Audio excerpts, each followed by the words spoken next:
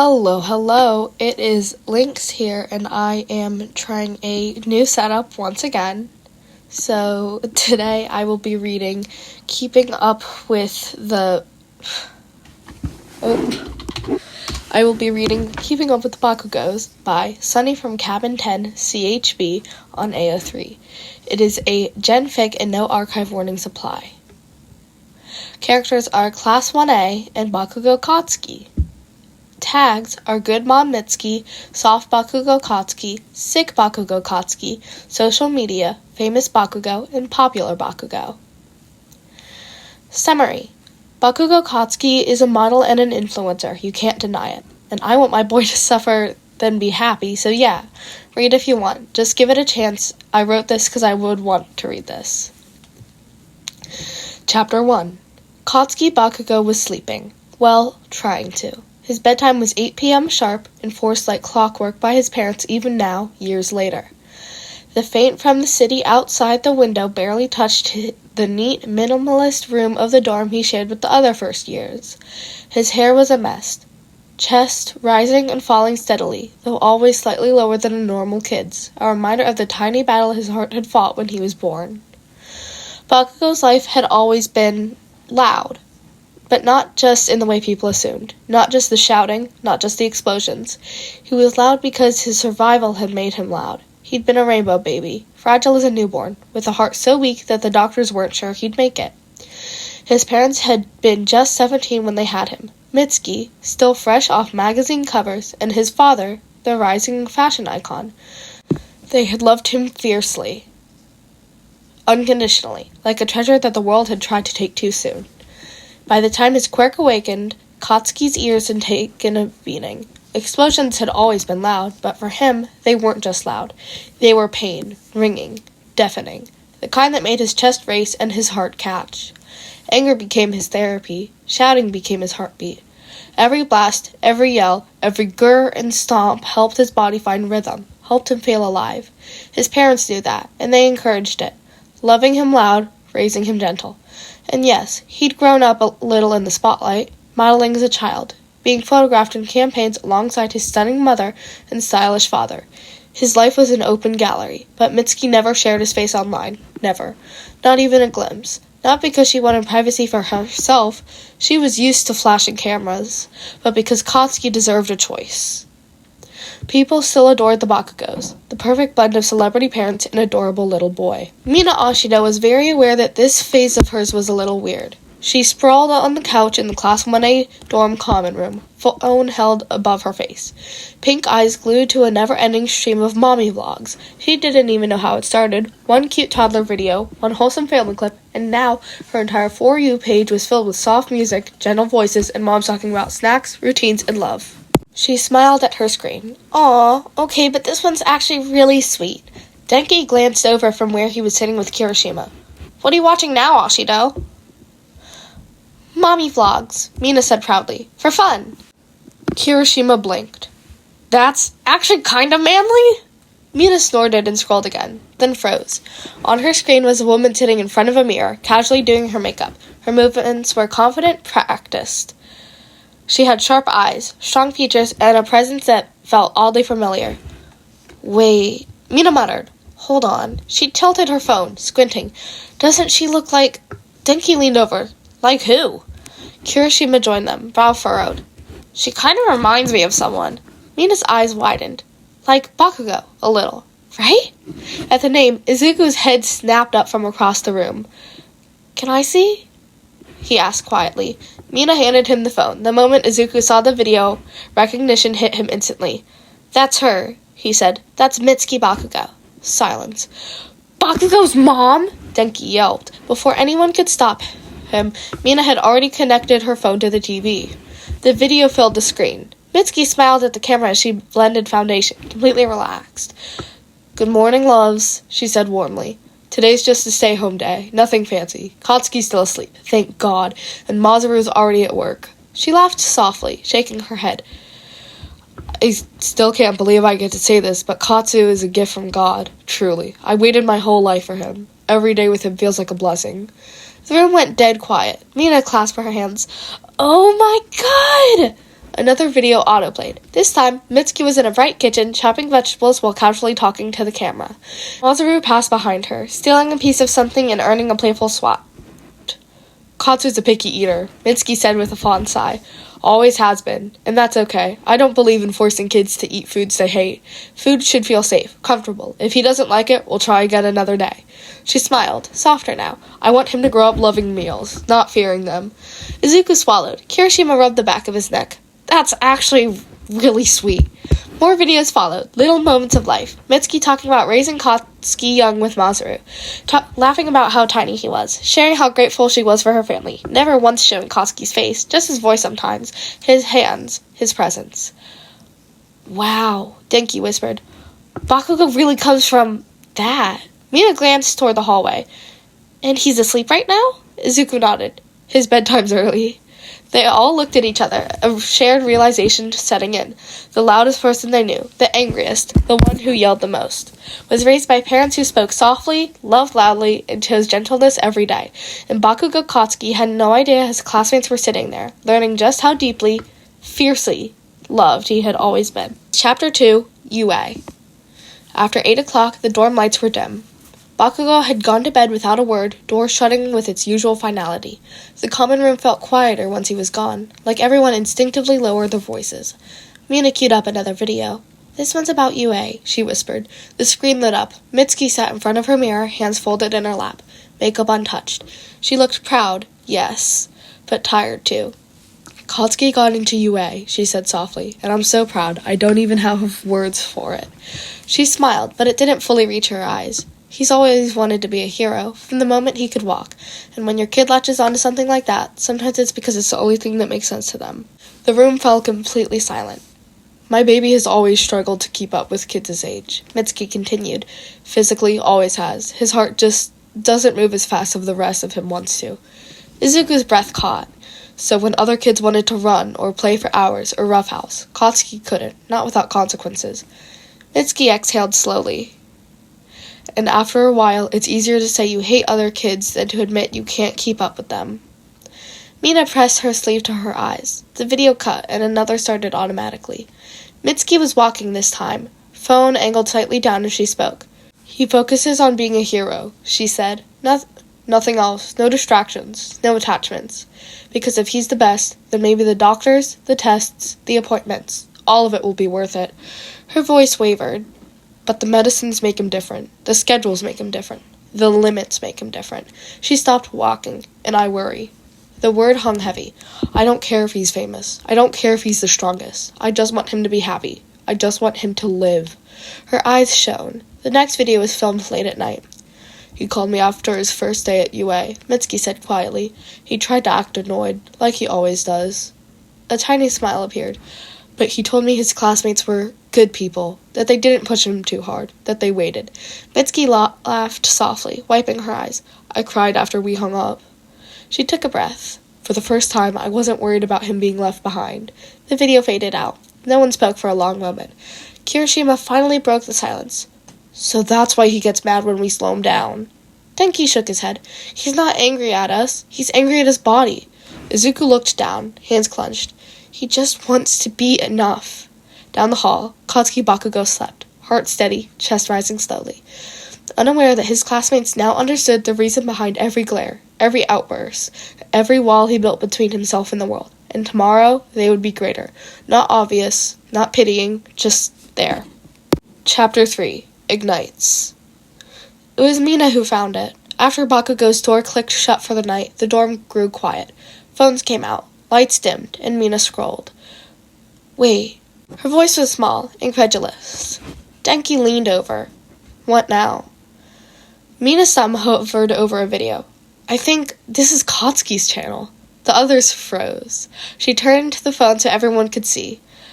Katsu explodes. Subscribers. 10.3 million. Kirishima's jaw dropped. 10 million? Izuku's eyes widened. That's him? Before anyone could stop her, Mina connected her phone to the TV. The first video autoplayed. Bakugous' voice hit the room, confident and sharp.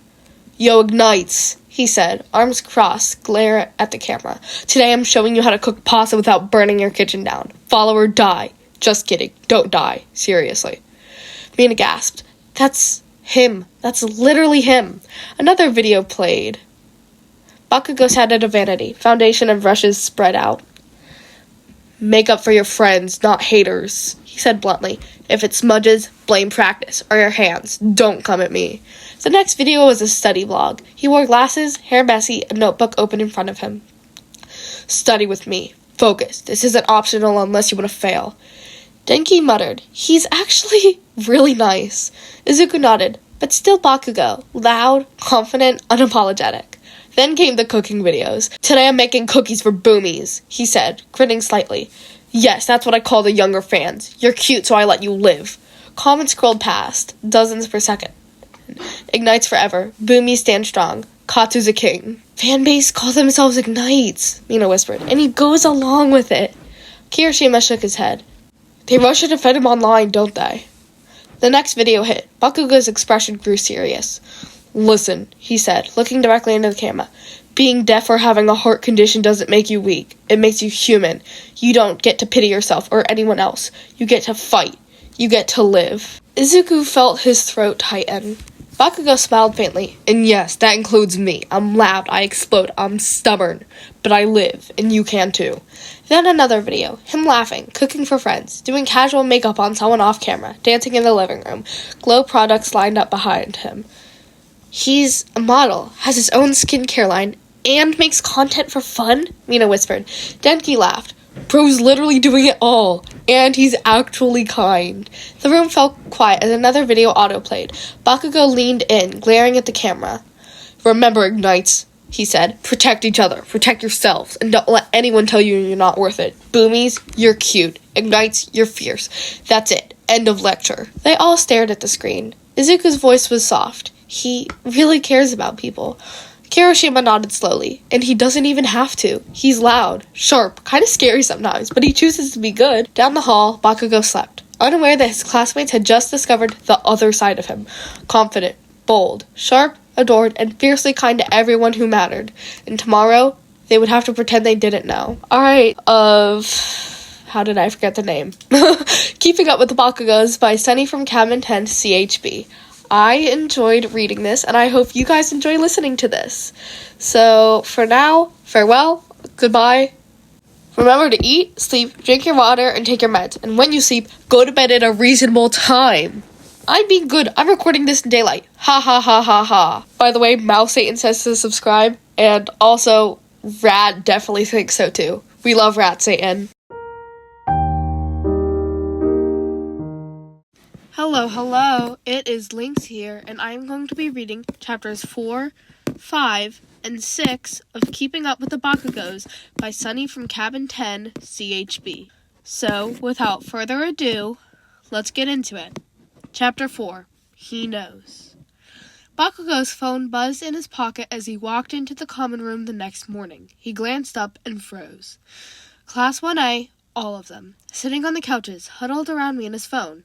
Their eyes widened, hands covering mouths and whispering. He narrowed his eyes. What the hell are you all doing? Denki jumped. Katsu, Bakugo crossed his arms, scowl fully engaged, stepping closer. Don't even start. I know what that look means. Izuku's face went pale. You know? Bakugo shrugged. Of course I know. You think I wouldn't notice? He leaned back against the doorway, arms still crossed. Look, this is what happens when stuff's online. People see it. People talk about it. Shocking, I know. Mina stammered. We didn't expect... Bakugo waved a hand dismissively. Yeah, you saw my videos, my channel, my glow stuff. Good for you. Just don't act like I care, because I don't, not really. Kirishima, ever the soft one, tried to grin. So you're okay with us knowing? Bakugo smirked. Yeah, okay, that's what happens. It's online. If you saw it, you saw it. Move on. Denki whispered. That's it? Bakugo shot him a look sharp enough to cut steel. That's it. Don't make it weirder than it is. You're lucky I'm not trending right now, idiots. And with that, he grabbed a water bottle from the counter, took a long sip, and stalked off down the hall. Behind him, Class 1A sat in stunned silence, realizing Bakugo Katsuki doesn't care. He really doesn't care. Which somehow made them like him more. Chapter 5. More Mitsuki.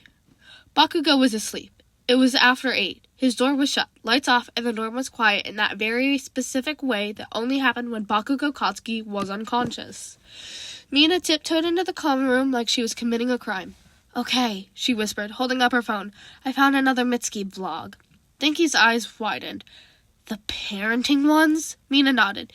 Kirishima hesitated. "Is this bad?" Izuku swallowed. He's asleep, and it's public." That was enough justification for everyone. They crowded around the TV. Vlog number 1, Raising Katsu. Mitsuki appeared on screen, mid-makeup, completely unbothered. Masaru and I get asked a lot how we raise Katsu. The room went silent when the contract scene played. "For every book you read, you get 750 yen. "He thought he was scamming them!" Mina hissed, clutching her chest. And he read 10 books? Denki whispered. "That's 7,500 yen! Wait, he was 7, Momo said faintly. When the lemonade stand story hit, about 75,000 yen. The room broke. "He employed other kids!" Sarah wheezed. "That's so manly," Kirishima said, voice sick. "He paid them." Izuku stared at the screen, eyes shining. "I worked for him. He paid well." By the time Mitsuki talked about flowers and ladybugs, half the class was emotionally done. Uraraka wiped her eyes. "He cried over a ladybug." Todoroki dead serious. "That explains a lot." The video ended. No one spoke. Then Mina whispered, "There's another one." Vlog number 2. Things we don't talk about enough. Mitsuki sat at the kitchen table this time. No makeup, hair tied back. Her voice was softer. "Katsu's heart condition isn't something we hid. We just didn't make it his whole identity." Izuku inhaled sharply. "His heart rate runs slow, so people think he's lazy or angry when really, he's just regulating."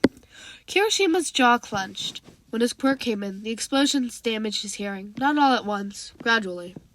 Denki swallowed. "He never told us."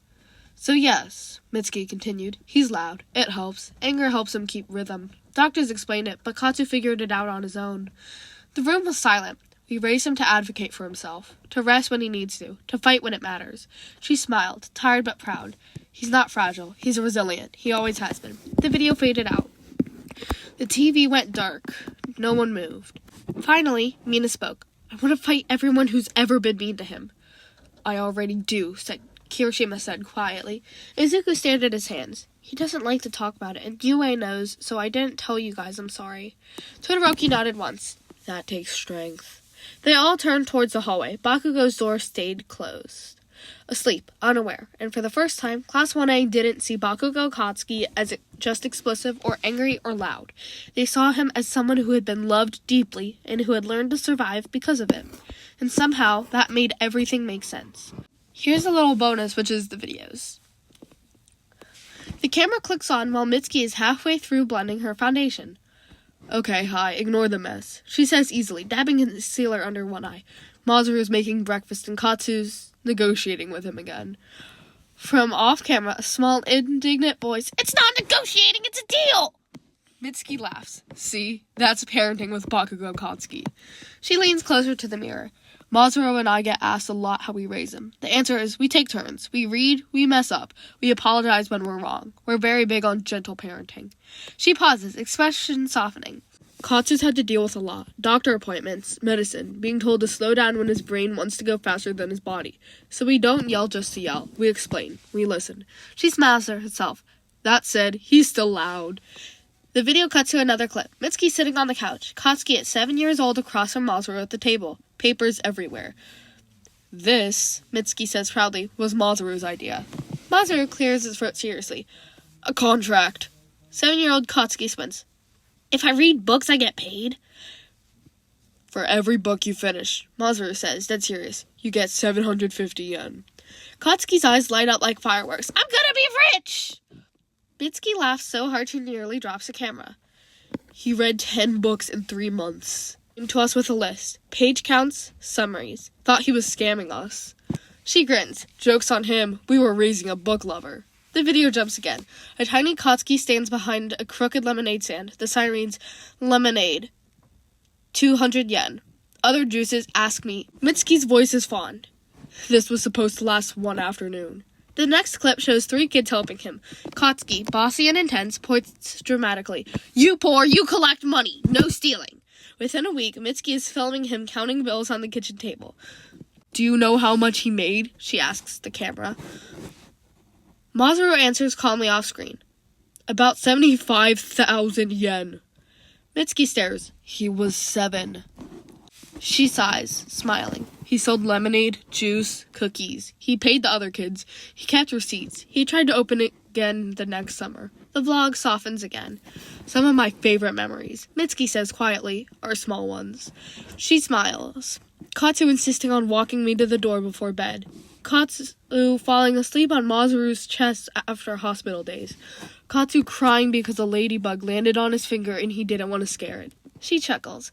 He used to bring me flowers he picked himself. Mostly weeds, but he'd say, I picked the best ones. Mitski looks straight into the camera, eyes warm. He's not an easy kid. He never was. But he's kind. He works hard, and he loves with his whole heart. From the background, Mom, are you telling embarrassing stories again? She grins. Always, baby. The video ends with her blowing a kiss to the camera. Chapter 6. The Mom Friend.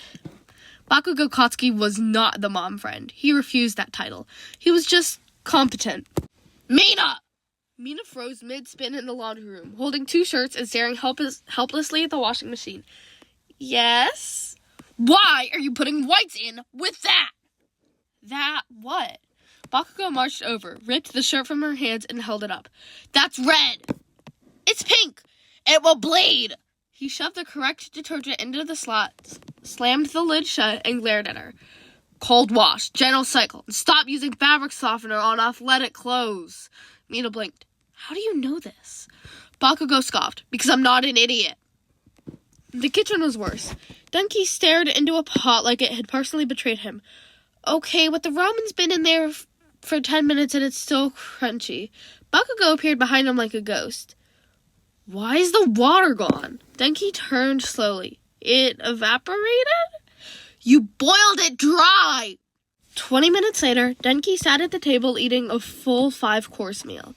Miso soup, rice, perfectly seasoned vegetables, protein cooked just right. Denki cried, You didn't have to do this! Bakugou crossed his arms. I'm not doing this for you when you're older. Learn.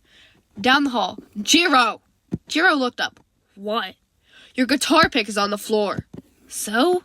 So pick it up. You'll forget where it is, panic, and accuse someone of stealing it. Jiro stared. I hate that you're right. Kirishima hovered near the common room phone, sweating. My, order's wrong, he said quietly. I don't want to be rude.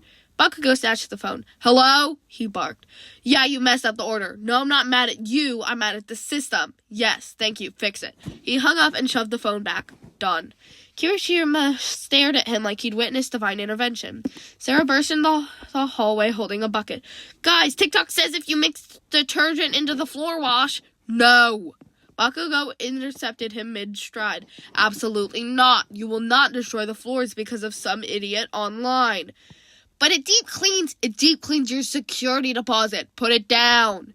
Later that night, Bakugou was on the couch, half asleep. Kirishima curled against his side. It was quiet, peaceful. The door opened. Denki, Mina, Sero, and Jiro. All at once, Bakugou opened one eye. What? Denki pointed. We have a problem. Bakugou sighed, gently shifted Kirishima aside, and stood. Fine, let's go. Class 1A watched in stunned silence as he fixed the issue in under 5 minutes. When he walked away, Mina whispered, What kind of sorcery is this? Izuku smiled softly. Oh, he said. He's always been like that. Everyone turned to him. When we were kids, Izuku continued, Bakugou would yell a lot, but he'd also make sure people ate. He reminded teachers about homework. He'd walk people home without saying why. He shrugged. He only does it for his friends, though. Alright, that was chapters 4, 5, and 6 of Keeping Up with the Bakugous by Sunny from Cabin 10 CHB. I hope you all enjoyed. I know I did, and I can't wait to do the next one. So, thank you for staying, watching, being here this whole time. It's not really that long. But I will see you in the next parts. Remember to eat, sleep, drink water, and take your meds. And when I say go to sleep at a reasonable time. I'm recording this in daylight, so you guys can't call me hypocrites anymore. Hello, it is Lynx here, and this time I will be reading Keeping Up with the Bakugous by Sunny from Cabin 10 CHP once again. The chapters being read today are chapters 7, 8, and 9. It is general audiences and no archive warnings apply. Chapter 7, Annual Maintenance. Bakugou packed his bag in the middle of the day. No explosion, no argument, just calm, practiced movements. Aizawa glanced up. Bakugou, you're cleared. Bakugou nodded once. Yearly checkup. Beetle blinked. Like, right now? Yeah. He slung the bag over his shoulder. Parents are here. That made a few heads turn. Kirishima frowned slightly. You good? Bakugou snorted. I'm always good. And with that, he was gone. Mitsuki was already waiting outside UA, sunglasses on, coffee in hand. Masaru leaned against the car, waving when he spotted Katsuki. Hey, baby, Matsuki said easily. You eat? Bakugou shrugged. Yup. Masaru nodded approvingly. Good. No tension, no fear, just routine. Well, a little fear, but Masaru doesn't count. He is always worried. They drove in comfortable silence toward the children's hospital, the same one they'd been going to since Katsuki was a baby. The front desk lit up when they saw him. Bakugou, you're taller every year, the receptionist said. Bakugou smirked. That's how growing works. Same hallway, same room. Pediatric ward walls painted bright colors. Cartoon murals he'd long outgrown but never minded. He changed, sat on the bed, and let them hook him up. Heart monitor, blood pressure cuff, hearing check queued up. Mitsuki sat behind him, scrolling through her phone. Masaru stood near the window, arms crossed. Bakugou pulled out his phone. TikTok, at Katsu.explodes. POV being an expensive child. Camera pans to his wristband. Text. You like nice things? Same. Like life. Cut to the heart monitor. Premium plan. Non-refundable. He flips the camera to himself, scowl intact. Relax. It's a yearly check. I'm fine. Comments flooded in instantly. Ignite Queen. Our firecracker. Boomy_baby. Katsu, please rest today. Glow stand. Expensive but worth it. Heart aware. Thank you for talking about this. He liked a few, then filmed another. POV when the hospital staff knows you by name. Video of the nurse waving and coming into his room. They adjusted a wire. He didn't flinch. Another TikTok. POV when you still go to the children's hospital.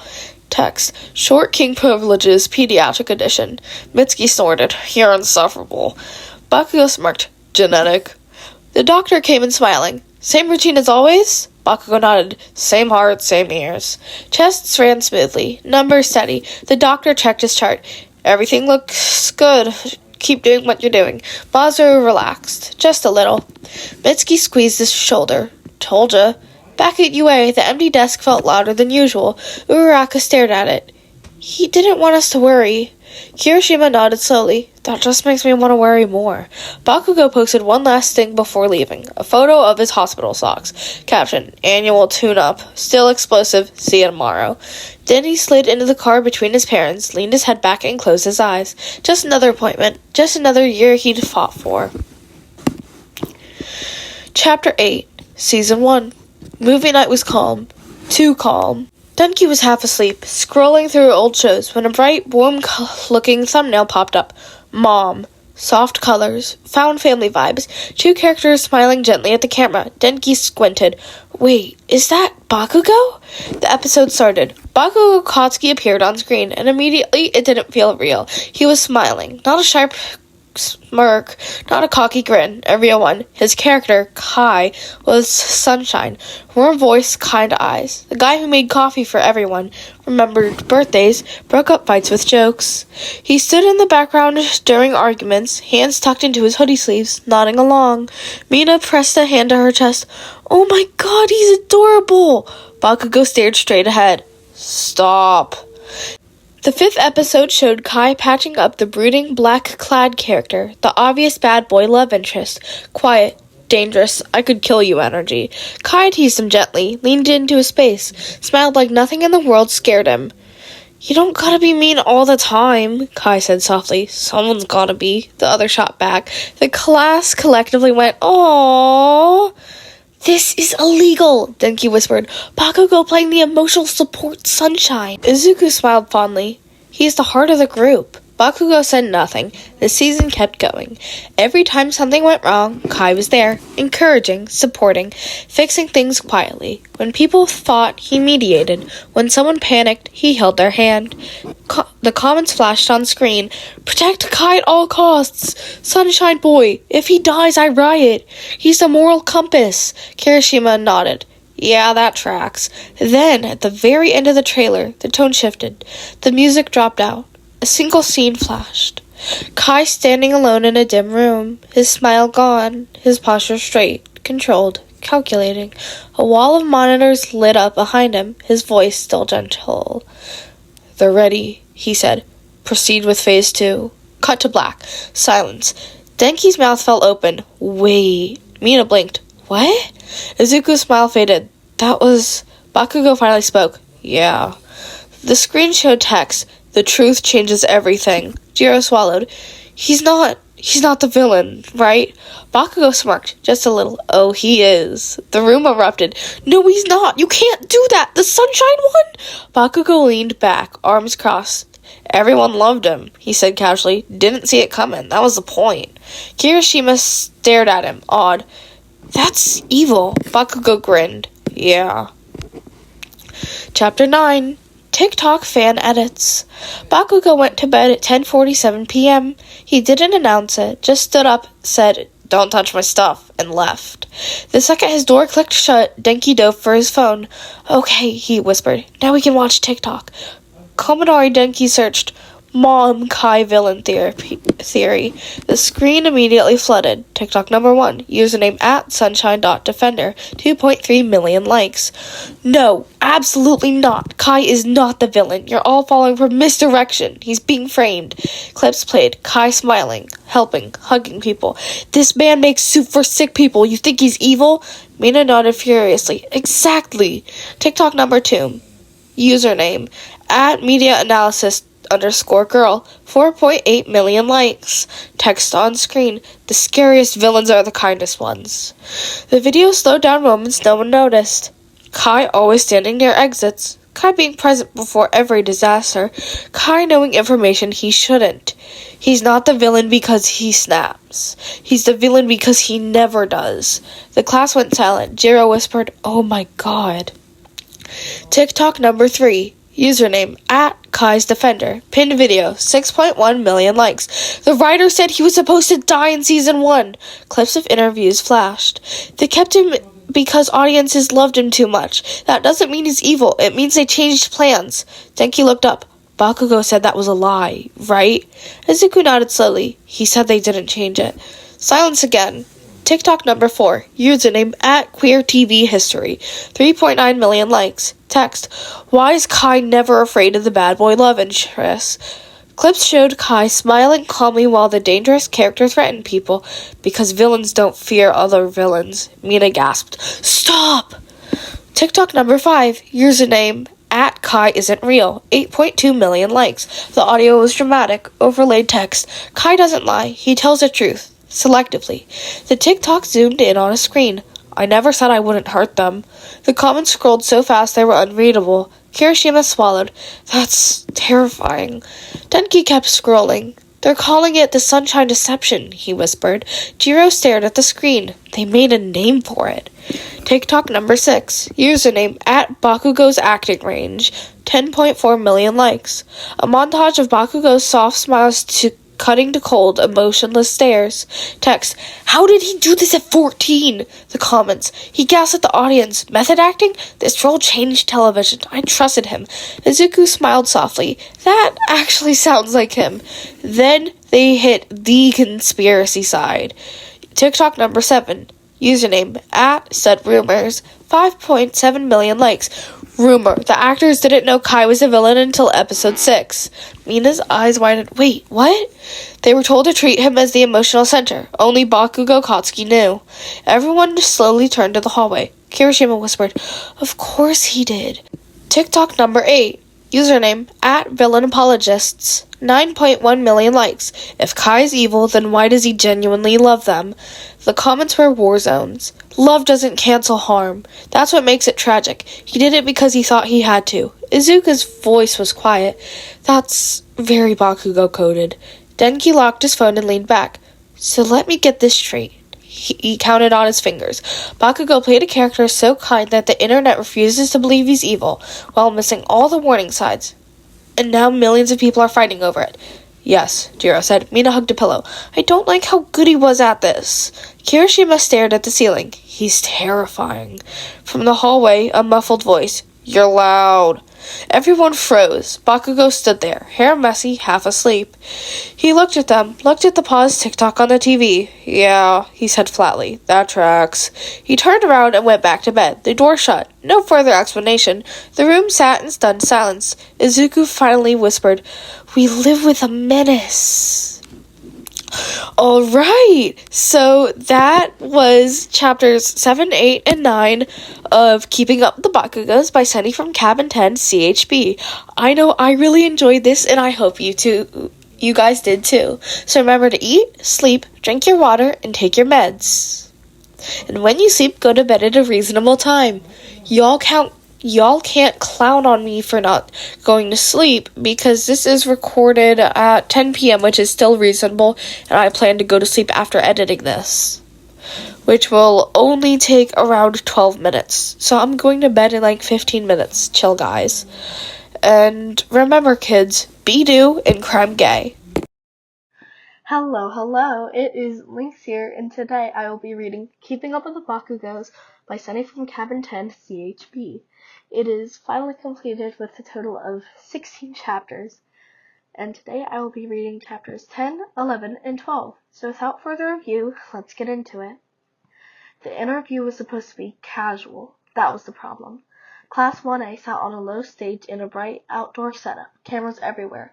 The mom cast lined up beside them. The interviewer smiled, clearly thrilled. So, she said, this is mostly for fun, heroes meeting actors. Bakugo sat relaxed, legs crossed, water bottle in hand. Next to him sat Ren Kuroda, the actor who played the bad boy love interest. They were already too close. Bakugo, the interviewer began, your character Kai he's misunderstood. Ren cut in smoothly. Bakugo didn't look at the interviewer, he looked at Ren. Oh, he said, you defending him now. Ren smiled. Someone has to. Bakugo leaned closer, eyes sharp, mouth lifted up. Careful, you know what happens to people who trust me. The crowd laughed. The interviewer blinked. Okay, great chemistry. Ren rested his elbow behind Bakugo on the back of the chair. I trusted him, Ren said, and I survived. Bakugo took a slow sip of water, eyes still forward. Barely. The crowd lost it. Denki whispered, Why are they like this? Mina was gripping Jiro's arm. They're doing it on purpose. The interviewer tried again. You two are very comfortable. We've known each other since we were kids, Ren said easily. Bakugo added, He steals my hoodies. Ren tilted his head. You give them to me. Bakugo coughed. Liar. Ren smiled like he'd won something. Fans ship your characters a lot, the interviewer said, testing the waters. Bakugo shrugged. Makes sense. Ren nodded. I would too. Bakugo finally turned, eyebrow raised. Oh? Ren leaned in. You wouldn't? Bakugo smirked. I'm on screen with you, aren't I? The audience screamed. Izuku buried his face in his hands. By the time the interview ended, the damage was already done. 6 hours later, Class 1A gathered around Mina's phone like it was a crime scene. Edits. So many edits. TikTok edit number 1. Audio. Slowed heartbeat. Text. They said just friends and then did this. Clips. Ren leaning in. Bakugo smirking. The hoodie comment. 7.8 million likes. Edit number 2. Split screen. Left. Kai and the bad boy character staring at each other in the show. Right. Bakugo and Ren doing the exact same thing in the interview. Text. Method acting or emotional terrorism. Edit number 3. Zoomed in micro expressions. Text. Bakugo Koski does not flirt. He challenges. Jiro swallowed. They analyzed his eye movements. Denki nodded. That's how you know it's bad. Then the comments. They're flirting in 4K. They know exactly what they're doing. This is a PR nightmare, and I love it. He smiled softer with him than anyone else. Mina looked up slowly. Bakugo is never living this down. From the hallway. Living what down? Bakugo stood there, towel around his neck, hair damp from the shower. Mina froze. Nothing. Bakugo glanced at the phone, watched exactly 3 seconds of an edit. Huh, he said. He shrugged. They're bored. And walked away. Behind him, the video kept looping. The internet was already on fire. Chapter 11. It's official. Everything is falling apart. Sirens scream. The city is half evacuated. Smoke crawls up the sides of buildings like it's alive. Kai stands at the edge of the command room, calm in a way that makes everyone else nervous. We're out of time, Kai says gently. I'll draw them away. The room erupts. You can't just run it alone. One of the team snaps. The bad boy, Riven, hasn't spoken yet. Riven's jaw is tight. His hands are clenched like he's holding back a storm. Kai turns to him last. They lock eyes. Something changes. Kai steps closer. Quiet, intent. I won't be long. Riven grabs his wrist. Don't, Riven says, low, almost shaking. Not like this. The others stare. Kai? Someone starts. Kai exhales. Soft smile. Riven. Then he pulls Riven down and kisses him. Not rushed, not desperate. Steady. Certain. Like a promise. The room goes dead silent. Someone drops their weapon. What the? Are you serious? Now? Kai pulls back first. Forehead resting against Riven's. I'll come back, Kai says. I always do. Riven swallows, then mutters, without looking at the others. We've been dating for months. Beat. You never noticed. The room explodes. Months? You're joking. You share a bunk. Kai is already backing toward the exit. He gives him a little wave. Don't wait up. And then he's gone, running straight into the fire. Later, after the battle, the team is battered, bruised, alive. They're still arguing. I'm just saying. In hindsight, the hand-holding, the soup thing should have tipped us off. Riven isn't listening. He's staring down at the street. Then, Kai! Kai comes sprinting out of the smoke, bloodied but grinning, and Riven doesn't hesitate. Riven catches him mid-run, lifts him clean off the ground, and kisses him again, harder this time. Someone actually yelps, Oh, come on! You have to be kidding me! Kai laughs into the kiss, arms looping around Riven's neck. Riven mutters, Told you I'd catch ya. Kai grins, You always do. One of the team members stares at them, exhausted, shell-shocked. I told you, they say faintly. Immediate aftermath. Phantom destruction. Hashtag Kai Riven Cannon trends in 12 countries. The kiss is called the calm before the storm. Fans lose their minds realizing Kai was a villain and in love the whole time. Edits overlay the kiss with earlier scenes and everyone screams. The signs were there. And somewhere in Japan, Class 1A sits in silence. Tenki finally whispers, Bakugo did that. Mina clutches a pillow. He planned this. Izuku stares at the screen, odd. He weaponized affection. And from the hallway, Bakugo's voice, flat and smug, Good television. Chapter 12. Time Travel, a New Mini-Adventure. The screen at the front of the room was empty, not blank, empty in a way that felt wrong. Nezu stood beside it, hands folded behind his neck, while Aizawa leaned against the wall with his arms crossed. The image displayed was a scan, a circular setting, intricate markings carved into metal, and nothing inside it. That's it, Bakugo said, staring at the hollow space. That's where it was. Midoriya glanced between the screen and Bakugo. You're sure? Bakugo reached up automatically and tugged the chain from under his shirt. The locket slid into view, worn but carefully kept. He opened it with his thumb. Empty. I had it, he said flatly, until I didn't. Nezu tilted his head. When did it disappear? Bakugo didn't hesitate. The night of my last first middle school dance. The room stilled. I took the locket off, he continued, voice steady but distant. Didn't want it getting caught or broken. When I went back for it, the centerpiece was gone. Never found it. Midoriya swallowed. That stone is important? It is essential, Nezu replied. Without it, the pros cannot complete an upcoming mission, and unfortunately, his eyes flicked to Bakugo, it no longer exists in the present. Bakugo clicked his tongue. Figures. Nezu smiled slightly. However, it did exist in the past. Silence. Ida adjusted his glasses. You're suggesting time travel? Yes. Bakugo straightened. Then I'll go get it. No. Aizawa said immediately. Bakugo shot him a glare. Excuse you? You can't go, Aizawa continued. That stone was bound to you. You're the anchor. If you leave the present, we lose the ability to track changes. Nezu nodded. You must stay. Any alteration will reflect through you. Bakugo clenched his jaw but didn't argue. Midoriya raised a hand slowly. Then who can go? Nezu pressed the button. A list appeared. Midoriya Izuku, Ina Tenya, Mina Ashido, Uraka Ochako, Kaminari Denki, Todoroki Shoto, Kirishima Eijiro, Sarah Hanta. Bakugo blinked. Why them? Because, Nezu said, your younger self has never met them, and Midoriya knows you enough to help them while you're still being unrecognizable. Aizawa added, I'm going too. Bakugo frowned. You? Underground hero, Aizawa replied. I wasn't public back then. You won't recognize me. Bakugo looked away, fingers tightening around the locket. My friend gave it to me, he muttered. Nezu looked up. Your friend? Raven, Bakugo said. She gave me the locket. The stone was already inside. Centerpiece. I still wear it every day.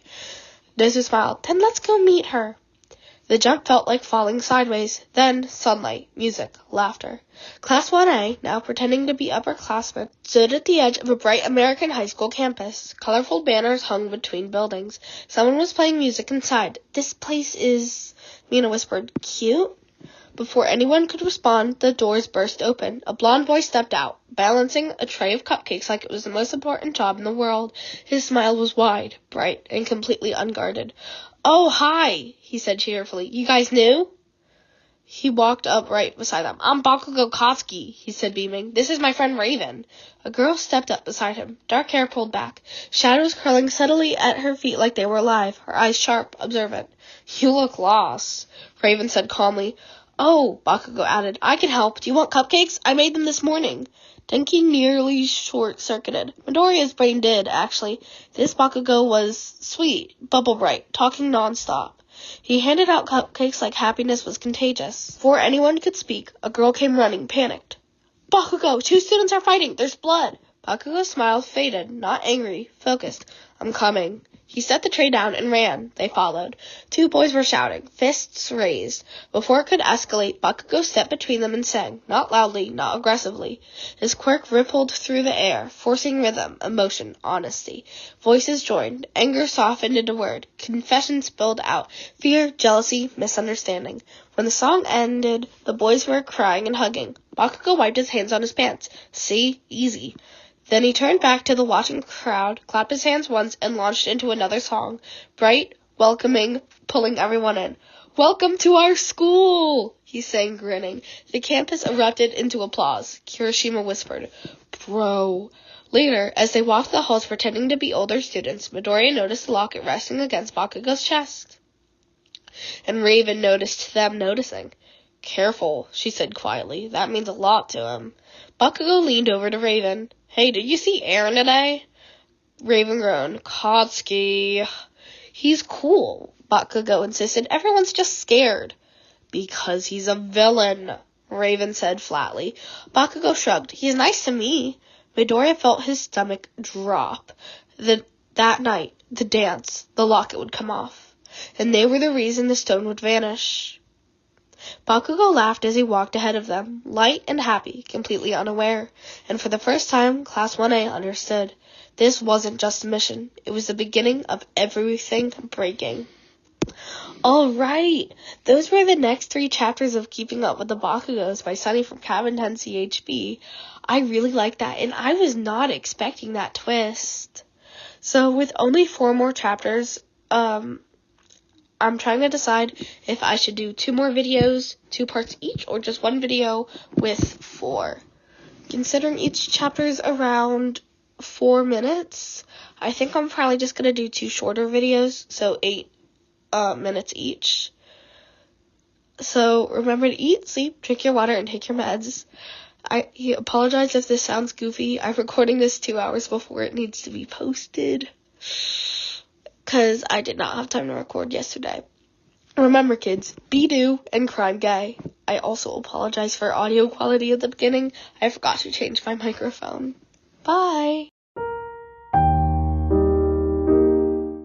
Hello, it is Lynx here, and I'm so sorry if I sound dead. I just recorded another almost an hour video, so by the time this is posted, it'll be yesterday's video, which was The Taste of Music on Your Tongue, Chapter 3. That took ages.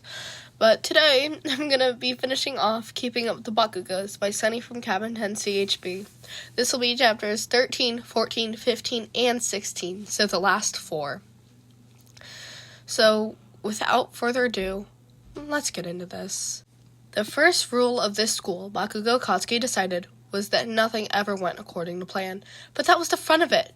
Partners, the teacher announced, clapping her hands. You'll be working together all week. Katsuki adjusted his apron, already smiling. Baking was easy, comfortable, something he was good at. Bakugo Katsuki, the teacher continued, scanning her list, with Aaron Vale. The room shifted. Whispers followed the name like shadows. Aaron Vale, the leader of the villain track students. Red-themed uniform, sharp eyes, a reputation for trouble that made people step out of his way. Raven across the room mouthed, "No." Katsuki, however, lit up. "Oh, hi," he said immediately, turning toward Aaron. "We're partners." Aaron blinked. Up close, he looked tired, guarded, like he was bracing for impact that never came. "You're not scared?" Aaron asked. Katsuki tilted his head. "Of baking?"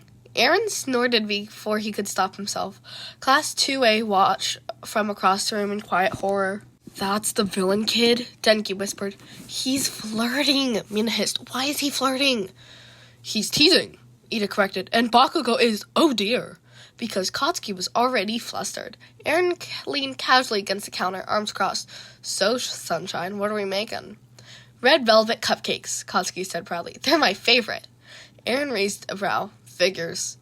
"Hey." Aaron grinned, sharp, dangerous, and softened just a little. "Relax, I don't know how to bake anyway. You're on your own." Katsuki gasped. "You've never baked?" "I set toast on fire once." Katsuki looked genuinely distressed. "Okay, we'll start slow. You will definitely get the hang of it in no time." Aaron laughed, actually laughed. Class 2A felt the timeline wobble. While Katsuki explained flour ratios with hand gestures and too much enthusiasm, Class 2A tried everything. Sero accidentally bumped into him. The locket stayed put. Uraraka offered to help clean. The locket did not come off. Denki pretended to trip and reached. Raven's shadow snapped around his wrist. She smiled pleasantly. "Don't." Midoriya nearly cried. Meanwhile, Aaron leaned closer, deliberately invading Katsuki's space. "So," Aaron murmured, "you always this loud?" Katsuki spluttered, "No, I just stop looking at me like that." "Like what?" "Like you're doing it on purpose." Aaron smirked. "I am." Flour got on Aaron's sleeve. Katsuki wiped it without thinking. They froze. Aaron's voice softened. "You don't treat me like everyone else does." Katsuki blinked. "Should I?" Aaron didn't answer. That night, Katsuki returned to his dorm room humming. He froze. On his desk sat a single cupcake, red velvet. Messy frosting, slightly cracked top. He knew immediately. Katsuki smiled, not loud, not explosive, just soft. He took a bite. "It's good," he whispered, already knowing Aaron wasn't there to hear it. Somewhere in the shadows, Raven watched the future bend. Class 2A realized with dawning horror they weren't just stealing a stone. They were standing at the start of a love story. Chapter 14, The Night. Ooh. The note says this is angst, so let's be prepared. The dance was 3 days away. Class 2A was out of time. The stone still sat in the center of Bakugo Katsuki's locket, warm against his chest, untouched despite every plan, distraction, and near success they had attempted. "He never takes it off," Uraraka whispered. "And when he does," Mina added quietly, "we miss it." Aizawa's voice was firm. "Then the dance is our only chance." Midoriya's stomach twisted. "That's the night it disappears." Bakugo, present day, didn't say a word. The gym glittered. Lights hung from the ceiling like constellations. Music pulsed through the floor. Students laughed, danced, lived. Katsuki stood near the entrance, fidgeting with his cuffs. Aaron appeared beside him, already dressed in black and red, sharp and dangerous, and somehow gentle only here. "You look nervous," Aaron said. Katsuki laughed. "I'm always nervous." Aaron offered his hand. Katsuki took it. From the sidelines, Raven watched them with a small smile. Class 2A moved. Zero's tape snagged the locket chain. Katsuki turned suddenly. "Sorry," he said brightly. The chain slipped free. The stone stayed. Denki tried distraction. Mina tried chaos. Midoriya nearly had it. Aaron's gaze snapped up. Back off, he said quietly. Class 2A froze. He wasn't loud. He didn't need to be. They retreated. Aizawa's jaw clenched. Now or never. The music swelled. Kotsky and Aaron danced. Close. Aaron's hand was steady at Kotsky's waist. Kotsky laughed when he missed a step. I'm bad at this, Kotsky admitted. Aaron leaned in. You're perfect. The words landed softly. Class 2A made their move. The locket came free. The stone slipped from its setting. Time shuddered. The first scream cut through the music, then smoke. Fire burst from one of the speakers, sparks raining down. Panic spread instantly, too fast, too loud. Kotsky! Raven shouted. Shadows should have surged. They didn't. Her quirk gone. Kotsky! She screamed again. He turned. Raven was trapped behind falling debris, smoke curling thick and choking. Raven! He ran. Aaron grabbed his wrist. Wait. Kotsky tore free. He sang. His quirk flooded the room, music warping, forcing rhythm, emotion, but without the stone, it fractured. Order twisted into chaos. People screamed louder. Movements clashed. Panic multiplied. Kotsky, stop! Aaron shouted. It was too late. The fire roared. Raven vanished into smoke. They never found her body. Only ash. Only silence. Kotsky didn't cry. He didn't speak. His parents arrived the next morning, faces pale, hands shaking. We're taking you home, Mitsuki said, grabbing him too tightly. Back to Japan. Aaron tried to see him. Wasn't allowed. Class 2A returned with the stone in hand, the future locked into place.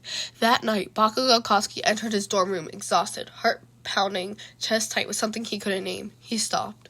On his desk sat a cupcake, red velvet, messy frosting, badly done. His breath caught. Bakugou stared at it for a long moment, then sat down heavily on the bed, rubbing his eyes. Shh. The lights flickered, and somewhere, deep in his chest, something mourned a girl made of shadows and a boy who once danced before the music broke. Chapter 15. What is going on? It started after a week-long winter break, which honestly should have been illegal. Only a week in this cold. Bakugou Kotsky came back to the dorms. Different. Not in a dramatic personality shift way. No sudden smiles. No softness he hadn't already earned. But in the way that made everyone feel like they were missing a page in the story. He left the dorms more. Like a lot more. Sometimes late. Sometimes early. Sometimes right after dinner. Jacket already on. Phone buzzing in his hand. He'd step into the hallway to answer calls. Quietly. Which was suspicious on its own. And shut the door behind him. And when he wasn't gone, he was in his room. Door closed. Lights on, online constantly, but not talking to anyone. Jiro noticed first. He's been active for 3 hours, she muttered one night, scrolling. No messages, no calls, just online. That's creepy, Mina said immediately. Like horror movie creepy. He could just be gaming, Hiroshima offered. Late at night when he should be sleeping? No way, not Bakugou, Sero said, pointing at the screen. Everyone went quiet. Bakugou wasn't sneaky in the hiding snacks way. He was sneaky in the I'm not telling you because it's not your business way, which was worse. The theory started small. Maybe he's planning something, Ida said seriously. Like extra training. Or vigilante stuff, Kaminari added. Like underground hero work. Or he joined a secret band, Mina said, and he's ghostwriting songs. That one's not even weird, Jiro shrugged. Then Otaka leaned in, eyes bright with the kind of energy that meant this was about to go off the rails. What if, she said slowly, Bakugou has a secret partner? The room exploded. No, Kaminari said instantly. A partner? Mina gasped. Like romantic? That's impossible, Sero said. He's openly bi, but sure, have you met him? Way too angry to date, Mina said solemnly. And Ren is straight, Kaminari added quickly. Everyone knows that, no matter what the fans want. So not his co-star, Otaku agreed, which makes it worse. Kirishima frowned. Guys, he wouldn't hide that from us, right? Jiro tilted her head. Wouldn't he? Everyone slowly looked at the door to Bakugou's room, locked again.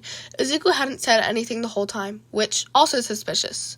When Mina finally noticed, she squinted. Midoriya, you've been very quiet. Izuku jumped. Huh? What? No, I just think maybe we shouldn't. You're against following him, Otaku said. Izuku swallowed. I just think Kachan deserves privacy. That was it. That sealed it, because Izuku Midoriya did not argue against curiosity unless he knew something. Sarah leaned back. Okay, so Bakugou's hiding something. And Midoriya knows, Kaminari added. And it started after winter break, Mina said, which means it happened during winter break. Otaku nodded gravely. This is bigger than us.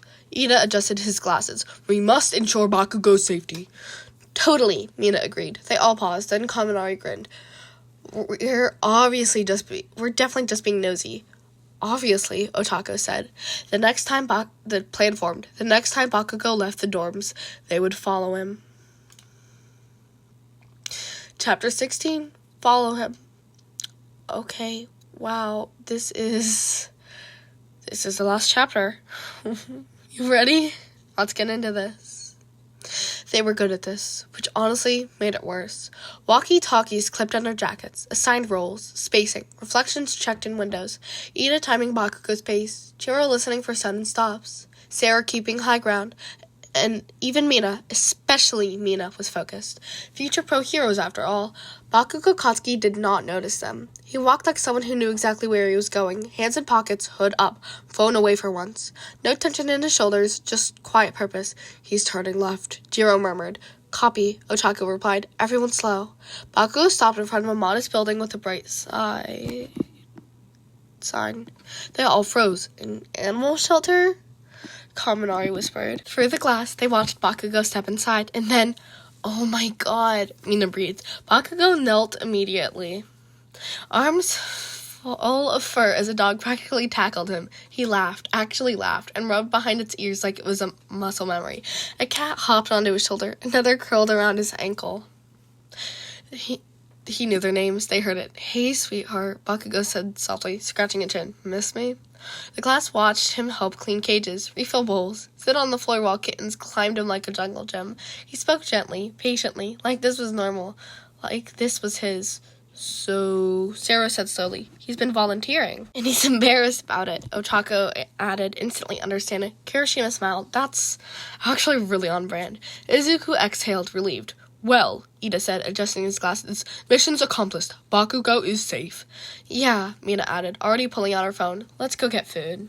They split up easily after that, half heading back to the dorms, the rest drifting toward an arcade and a late-night place nearby. No one noticed Bakugo glance toward the window once. Inside he stood at the counter, voice low.